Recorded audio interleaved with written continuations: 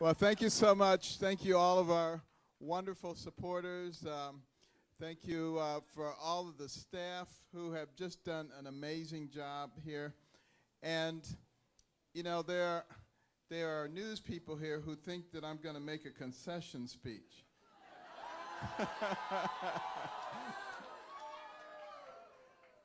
Now, this is just the beginning speech. We're going to have that's the beginning.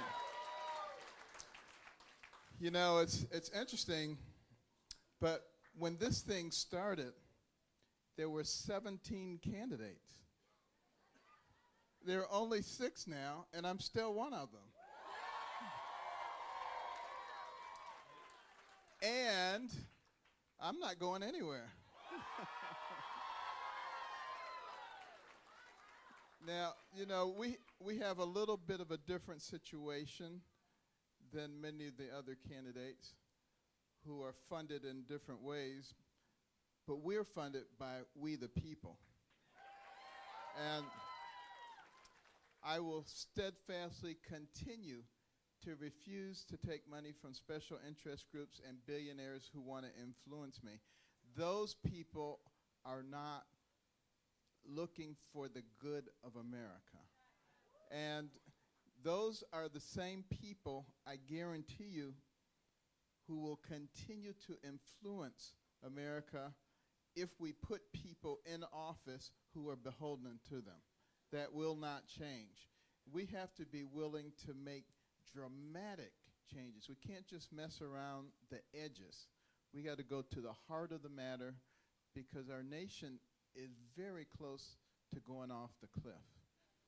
And what I am attempting to do as a true outsider, and when I say a true outsider, I mean I've never tried to buy anybody or sell anybody or do anything to influence what was going on in government for my own purposes. That's an insider. You can call him what you want. But the fact of the matter is,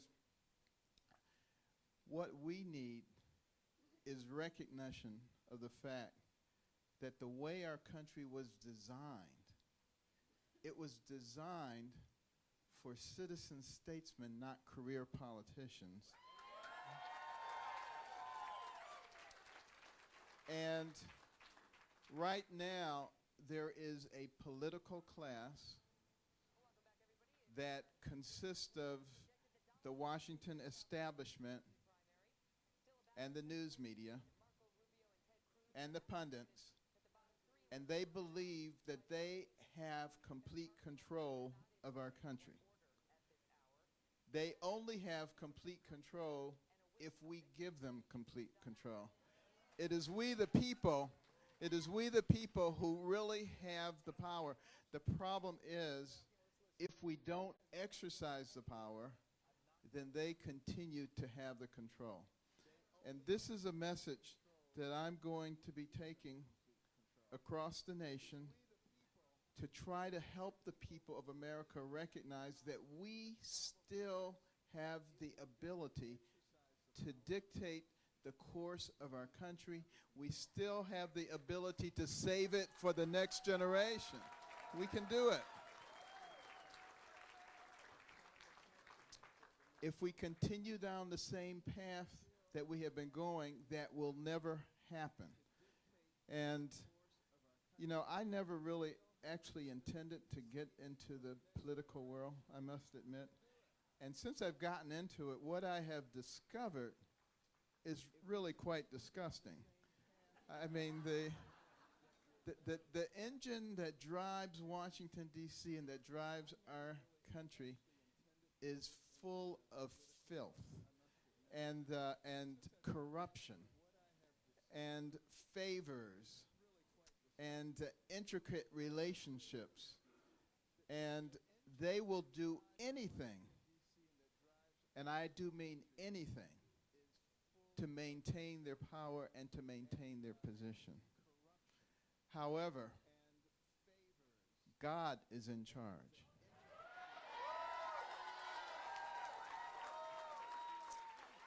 And, I really thought about this long and hard before I got into it, because after a long and arduous career in neurosurgery and really wanting to relax and have fun with my wife and just have a good time for the rest of my life. And then those people started bothering me.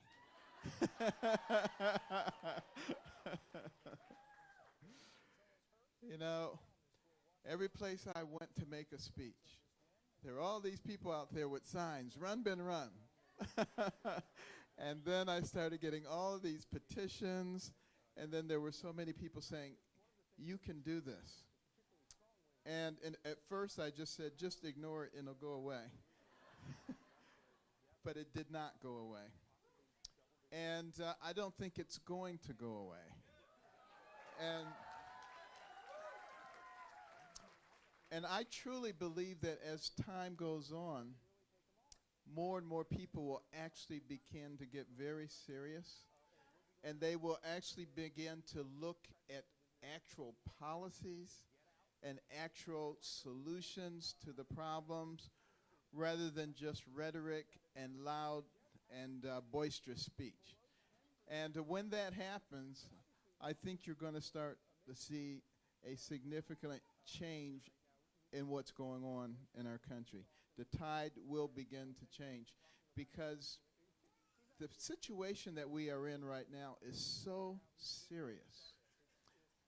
I mean, when you talk about the fiscal gap, the vast majority of Americans have no idea what you're talking about. The fiscal gap is what is going to destroy us as a nation. And that's why no Washington politicians talk about the fiscal gap. But since I'm not a Washington politician, I can talk about it. You know, the unfunded liabilities that we owe, Social Security, Medicare, Medicaid, all the governmental programs, all the governmental agencies and sub-agencies, versus the amount of money we have coming back in through taxes and other revenue sources, those numbers should be essentially equal if you are fiscally responsible. If you're not, a gap develops. Bring that forward to today's dollars. You're talking about a fiscal gap. It sits at over $200 trillion. So if somebody magically came along today and said, "I'm going to give you a check to pay off your national debt of $19 trillion, we would all be dancing in the streets. But the fact of the matter is, we would still be in huge trouble. This is the kind of thing that is not known by the American people. And that's why our founders were so insistent upon a good education and a well-informed populace. They said if we ever become anything other than a well-informed populace, the nature of the country will change because people would be easily manipulated. Well, this is exactly what's going on in our country today. People are being easily manipulated and told what they're supposed to think and who they're supposed to follow, when in fact, we have these tremendous brains and with these enormous frontal lobes. Have you ever stopped to imagine why the human being has these big frontal lobes? Because that's where you engage in rational thought processing. That's where you are able to extract information from the past and the present, analyze it, and project it into the future with rational thought processing and rational plans. Now, you don't need those big frontal lobes if all you're going to do is listen to the pundits and have other people tell you what you're supposed to do. You know, you could train some other thing to do that, okay? You don't need this that we have in order to do that. And that's something that I think we're going to have to begin to emphasize to people. We also need to understand the situation in terms of our educational deficit. We have an all-voluntary military right now. We depend upon the populace to volunteer. between the ages of 17 and 24, 71% of people who volunteer for the military are rejected. That only 29% are accepted. The ones that are rejected for mental, physical, or educational deficits. Of those three, educational deficits is far and away the biggest one. High school graduates cannot pass a simple examination. Basic math skills, basic communication skills. What does that tell you about what is happening in our country? These are high school graduates. And what is happening is we are dumbing down our population. And, you know, everybody is a good student, everybody gets a certificate, everybody gets a gold star. I mean, this is killing us. And we've got to get away from this progressivism and this political correctness and this stupidity, because we have traditionally very smart and innovative people. And we have to start finding a way to develop them, recognizing that we only have 330 million people, and we have to compete with China with 1.4 billion, India with 1.1 billion. We cannot afford to waste any of our people. We have to develop every single one of them. And we can't have 20+% of people entering high school and not graduating. We cannot have 5% of the world's population and 25% of the world's prison inmates. We have got to develop all of those young people. For every one of those people that we keep from going down that path of self-destruction, that's one less person that we have to be afraid of or protect our families from or pay for in the penal system or the welfare system. One more tax-paying member of society who may discover the cure for cancer or a new energy source. We cannot afford to waste any of our people. It is absolutely essential. And we must begin to really understand what true compassion is all about. True compassion is not keeping people in a dependent position. True compassion is providing a ladder of opportunity so that people can climb out of dependency and become part of the fabric of America. And that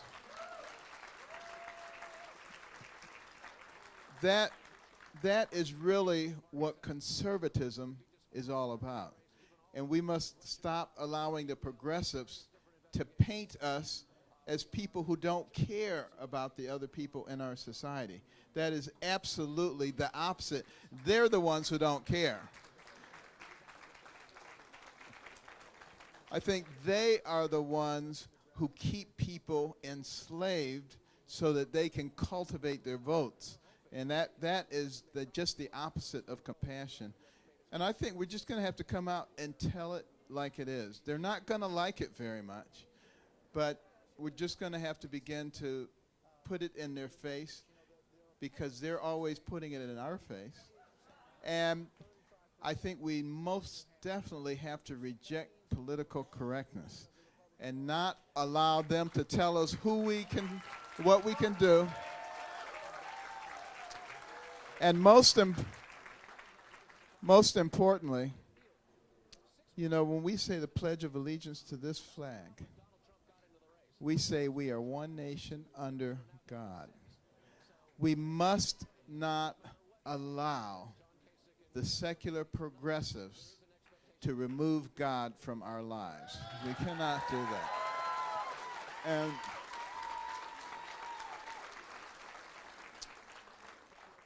that is a war that I am very willing to fight until the last breath in my body, because I believe that the reason that this nation rose to the pinnacle of the world in record time is because we paid homage to God. And we also recognize that there were values and principles that were worth preserving. And we recognize that there was such a thing as right and such a thing as wrong. And we must get back to a point in this country where we recognize that we do have a culture, an American way, not a Republican way, not a Democrat way, but an American way. This is what we must come to understand. And we have to stop fighting each other. You know, what we really need to do is we have to start sitting down and having rational conversations about our differences. And when you have a rational conversation, very often, if one side or the other side is wrong, it becomes apparent. So, for instance, you sit down and have a rational conversation about free college tuition for everybody. Okay? And, you know, the rational side will say, who's going to pay for it? The irrational side will say, well, we have a lot of rich people, and we can just take the money from them. And then the rational side will say, what makes you think they're just going to fork their money over to you? And then the irrational side will say, we'll make them do it. Which side do you think will win? And what we have to do is help the populace to understand that when somebody comes along promising you pie in the sky, this is just a technique to get elected. And when they promote class warfare, they know good and well that if they could take the evil 1% and ship them away someplace, ship them to another country who would be glad to have them, that would not solve their problem, because everybody else could just sit around the campfire and sing Kumbaya, because there wouldn't be anything else left, because the people who are creating everything would be gone. You know, we need to get away from this whole class warfare stuff. What we really need to be thinking about is how do we create an atmosphere that will allow those creative people in our society to create opportunities for everybody else. I don't think, quite frankly, that most Americans mind the fact that there are rich Americans as long as they have the ability to become rich themselves. It's only when you shut that off. It's only when you shut that off. And see, that's what the progressives do. They try to convince a whole bunch of people that it is shut off, that somebody is keeping them from achieving, and that therefore you have a right to persecute those people and to try to take what they have. That is known as socialism. And we have got to start reminding people of what socialism is. I think a lot of people think socialism is caring for the social welfare of other people. That's not what it is. And a lot of young people, I think, probably don't fully realize what it is. But we know what it is. And it was Thomas Jefferson who really said that we would reach this point in our country where we would have allowed the government to reverse the roles of the people and the government. This country was designed with the people at the pinnacle and the government beneath the people for the purpose of facilitating life, liberty, and the pursuit of happiness. What has happened is the government has become the pinnacle power, and it now dictates to the people. This is something that absolutely must be reversed. This is not something that the political class is going to be happy about me saying, be they Republicans or Democrats. That's why they try to act like I don't exist. But the fact of the matter is, I do exist, and along with you, we are the people, and we will take America back. Thank you very much.